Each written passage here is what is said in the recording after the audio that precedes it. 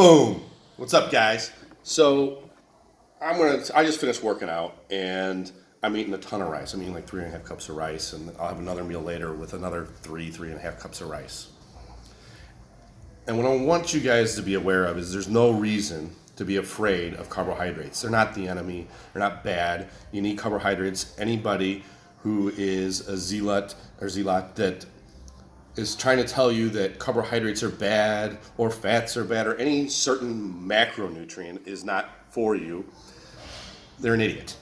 And that's the end of the story. I mean, you can't say that because we need every macronutrient. It just has to be in the right amount.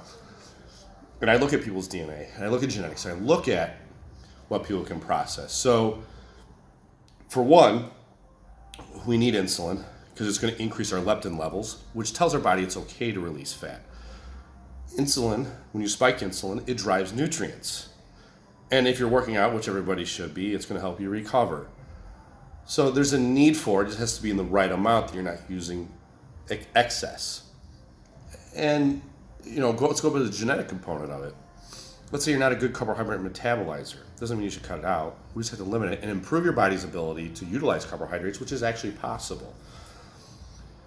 And from what I can see, when I look at people's DNA, is they have more of an issue with fat metabolism. Most of my population is up here in the North Shore, so they're going to be of European descent or Middle Eastern descent.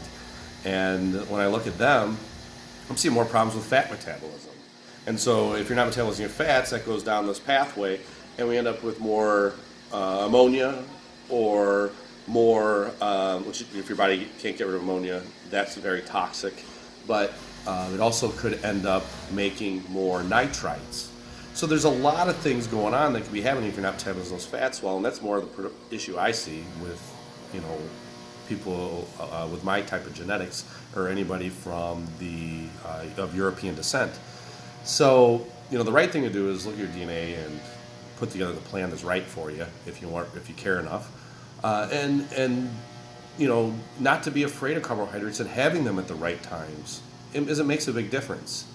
So I encourage you to do a little bit more digging and research into that before you say I'm, carbohydrate sensitive, because it's nonsense. It has to be in the right amount at the right time, and your body can even adapt to eating more. So it's all where you're at in that time and place of metabolic adaptation. Go check me out at www.protouchrehab.com and subscribe to my YouTube channel, Dr. Steve Spencer.